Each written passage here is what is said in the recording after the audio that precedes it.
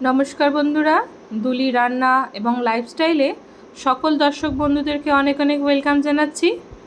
ঘরেতে থাকা অল্প উপকরণ দিয়ে মাত্র সামান্য 1 কাপ আটা দিয়ে কিন্তু এই বড়ার মিষ্টিটা বানিয়ে নিতে পারবেন।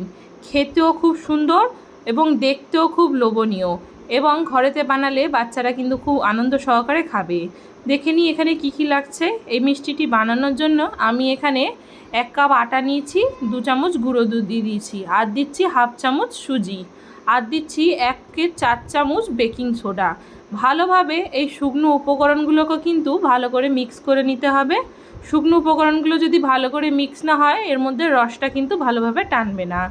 আর এখানে ময়াম দেওয়ার জন্য আমি 2 চামচ রিফাইন অয়েল ব্যবহার করছি।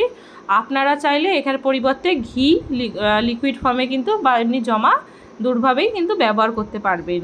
এইভাবে তেলের সাহায্যে যে শুকনো উপকরণগুলো মিক্স করে নিয়েছি, ভালো করে হাতের সাহায্যে ডলে ডলে সম্পূর্ণ শুকনো উপকরণগুলোকে হালকা হালকা ডলা মতন ময়াম যেরকম দিয়ে থাকি খাস্তা করার জন্য সেরকম করে নিতে হবে।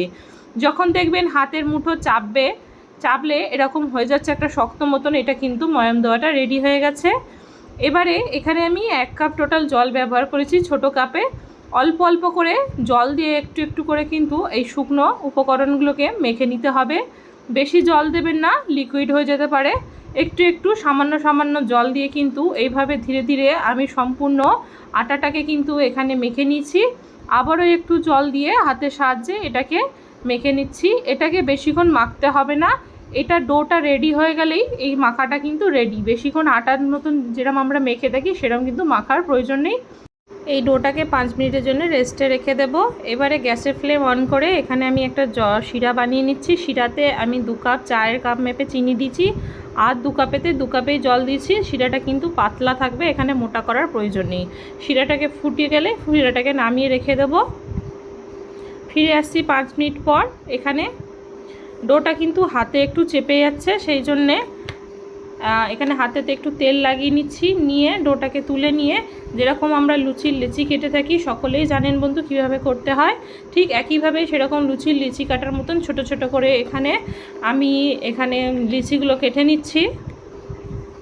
আপনারা চাইলে আপনাদের পছন্দ মতন শেপ দিতে পারেন, কিন্তু এরকম করলে দেখতে একটু বেশি ভালো লাগে, সেই জন্য আমি এইভাবে বানিয়েছি। একটা বল হাতের মধ্যে নিয়ে হালকা করে গোল করে আলতো লম্বা একটা মিষ্টির শেপ আমি এখানে দিয়ে নিচ্ছি। দেখো বন্ধুরা কত সুন্দর কিন্তু হয়েছে।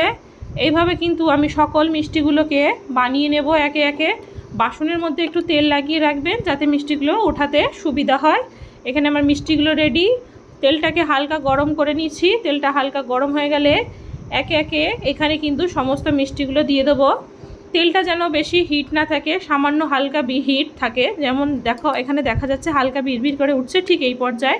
বেশি হিট থাকলে বাইরে দিয়ে কুক হয়ে যাবে, ভিতরে কুক হবে না, কাঁচা থেকে যাবে। সেই কারণ গ্যাসের ফ্লেমটা কিন্তু আস্তে করে এগুলো ভাজতে হবে। এটাকে বেশি নাড়ার দরকার নেই। এটা যখন রেডি হয়ে যাবে একটু কিছু পরিমাণ, এটা কিন্তু তেলের ওপরে ভেসে উঠবে। দেখুন বন্ধুরা, এই সাইজটা যা ছিল তার তুলনায় কিন্তু অনেকটাই বড় হয়ে গেছে। আমি এটাকে 1 মিনিট ধরে লো ফ্লেমে এটা গ্যাসেতে উল্টিয়ে পাল্টে কুক করে নেব। রান্নাটা প্রায় কিন্তু আমার 50% হয়ে গেছে। এই পর্যায়ে গ্যাসের ফ্লেমটাকে আমি কিন্তু বাড়িয়ে দেবো। দিয়ে এটাকে আবারও ভালো করে নেড়ে লাল করে ভেজে নেব। মিষ্টিগুলো কিন্তু হালকা লাল হয়ে গেছে এই পর্যায়ে। এখানে আর আমি বেশি ভাজবো না, বেশি ভাজলে কিন্তু বাইরের দিক দিয়ে অনেকটা শক্ত হয়ে যাবে। হালকা লাইট কালার করে কিন্তু সমস্ত মিষ্টিগুলোকে তুলে নেব। মিষ্টিগুলো হয়ে গেছে, আমি এই পর্যায়ে উঠিয়ে নিচ্ছি সমস্ত মিষ্টিগুলোকে। গ্যাসের ফ্লেম অন করে আবারও সেই শিরাটাকে গ্যাসের মধ্যে বসিয়ে দেব, এবং হালকা গরম করে যে মিষ্টিগুলো আমি বানিয়ে রেখেছিলাম ভেজে, সেই মিষ্টিগুলো একে একে এই রসের মধ্যে দিয়ে দেবো। রসের মধ্যে দিয়ে মিষ্টিগুলোকে ভালো করে ডুবিয়ে 1 মিনিট মতন কুক করে নিতে হবে। এখানে আমি সমস্ত মিষ্টিগুলোকে রসের মধ্যে দিয়ে দিচ্ছি। রসটা কিন্তু খুবই পাতলা বন্ধু, মোটা থাকলে কিন্তু রসগুলো এই মিষ্টির মধ্যে টানবে না। এইভাবে একটা চামচ দিয়ে ভালো করে ডুবিয়ে ডুবিয়ে কিন্তু এর মধ্যে রস খাওয়াতে হবে। এখানে ভালোভাবে আমি রস খাইয়ে নিচ্ছি। এটাকে আমি গ্যাসের ফ্লেমটা জোর করে 1 মিনিট মতন একটু ফুটিয়ে নেব। 1 মিনিট হয়ে গেলে এটাকে কিন্তু নামিয়ে নিতে হবে, বেশিক্ষণ কুক করা যাবে না। এই পর্যায়ে মিষ্টিটা রেডি। ভিডিওটি ভালো লেগে থাকলে একটি লাইক, শেয়ার এবং সাবস্ক্রাইব করার অনুরোধ রইল। সাবস্ক্রাইব করে চ্যানেলটি আমার পাশে থাকবেন।